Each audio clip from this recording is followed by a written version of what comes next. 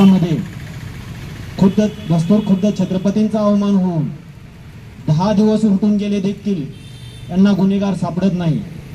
यामध्ये दोषी जे लोक आहेत त्यांच्यावरती गुन्हा नोंद होत नाही, त्यांच्यावरती कठोर FIR नोंद होत नाही आणि हा FIR नोंद करून त्यांच्यावरती कठोरात कठोर कारवाई होत नाही, त्यांच्यावरती शासन होत नाही, तोपर्यंत हे आमरण उपोषण 1 इंचही या ठिकाणाहून हलणार नाही। आज की अरे तुमचं आमचं नातं काय? जय जिजाऊ जय शिवराय, जय शिवराय, जय शिवराय, जय शिवराय, जय शिवराय। काय आंदोलन आहे, कशासाठी आंदोलन चालू? जय शिवराय। आज आंदोलन याच्यासाठी करीत आहोत आम्ही, छत्रपती शिवाजी महाराजांचा पुतळा जमीन उद्ध्वस्त होऊन सुद्धा ही सरकार कसलीही भूमिका मांडत नाही किंवा आरोपीला कुठल्याही परिस्थितीत अटक किंवा त्याची चौकशी कसलीही केली नसल्यामुळे हे उपोषण करीत आहोत। आम्ही जिल्हाधिकारी कार्यालय SP साहेबांकडे आम्ही निवेदन दिलं आहे की ही उस्मानाबाद धाराशिव जिल्ह्यात गुन्हा नोंद करावा, पण ह्यांनी कुठल्याही आमचे मागणी मान्य केली नाही नसल्यामुळे आम्ही उपोषणाला बसत आहोत। काय आंदोलनाची आंदोलन काय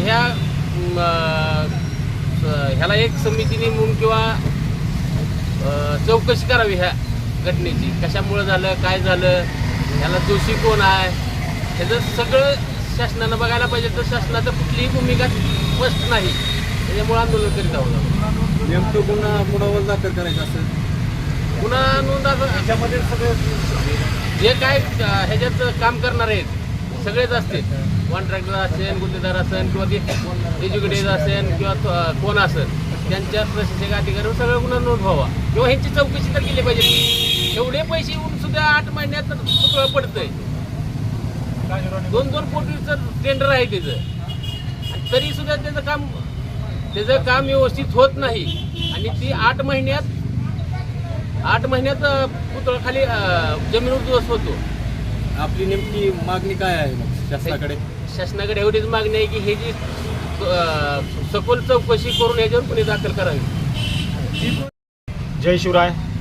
आज आम्ही या ठिकाणी जे आत्मक्लेश आंदोलन करण्याची वेळ आम्हाला सरकारनं आणलेली आहे, त्याचं मुख्य कारण म्हणजे छत्रपती शिवरायांचा राजकोट येथील जो पुतळा आहे, पूर्णाकृती पुतळा, याच्यामध्ये शेकडो कोटी रुपये खर्च करून हा पुतळा जमीनदोस्त होऊन देखील त्याच्यावरती कुठल्याही प्रकारचे गुन्हे नोंद केलेले नाहीत। आम्हाला ज्यावेळेस आम्ही पोलीस स्टेशनला गुन्हा नोंद करा या मागणीसाठी आम्ही आनंदनगर पोलीस स्टेशनला गेलेलो होतो, त्यावेळेस त्यांनी सांगितलं आम्हाला वरिष्ठांकडून आदेश आहेत, गुन्हा नोंद करता येत नाही। का छत्रपती शिवरायांच्या महाराष्ट्रामध्ये आज गुन्हा नोंद होत नाही, याचं कारण काय?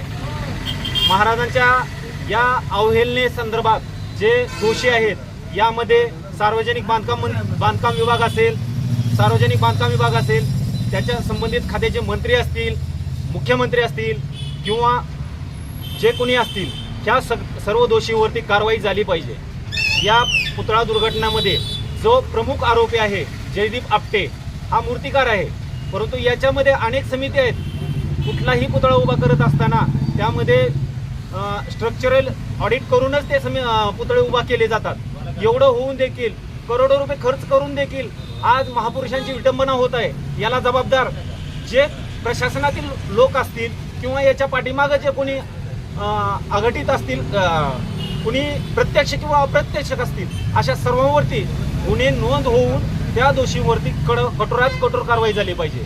आज जयदीप आपटेसारखा माणूस 10 दिवस झाले या पुतळ्याची दुर्घटना होऊन तो मीडियाला बाईट देतो आणि तो गायब होतो, याच्यासारखी लाजिरवाणी गोष्ट काय आहे? अहो, आज हा व्यक्ती पकडून त्याला जेलमध्ये टाकलं पाहिजे आणि तो आज मोकाट फिरत आहे आणि आमचं शासन आणि प्रशासन काय सांगतं की तो फरार आहे। अहो, फरार आहे म्हणून सांगून उपयोग नाही आहे। तुम्ही उद्रेक होण्याची वाट बघताय का? शिवरायांच्या मावळ्यांचा उद्रेक झाल्यानंतर हे तुम्हाला सहन होणार नाही।